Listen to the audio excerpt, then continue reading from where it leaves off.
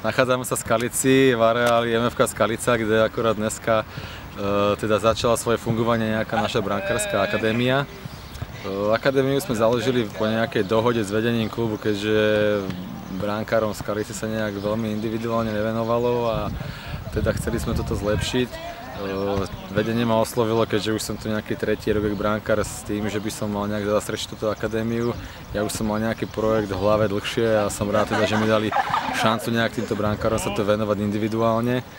Na starosti budem mať brankárov žiackych a dorasteneckých týchto vekových kategórií, kde bude trošku už profesionálnejšie, by som povedal, spôsob trénovania týchto brankárov, väčšia komunikácia individuálna s ich trénermi v mužstvách.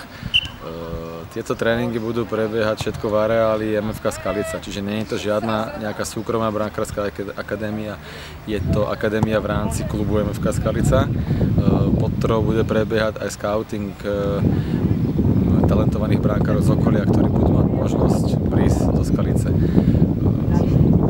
Skalica nejak sa rozhodla, že trošku začne ten mládežnícky futbal brať profesionálnejšie, čo sa mi veľmi páči, a pretože brankár je nejaký špecifický post, tak sme sa rozhodli nejak túto akadémiu aj založiť.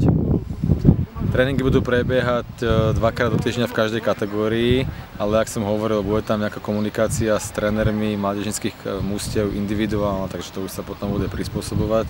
Dneska sme začali prvý tréning v kategórii žiackej. Myslím si, že to prebehlo všetko v pohode a pokračujeme ďalšími tréningami a dúfam, že všetko bude super spolu.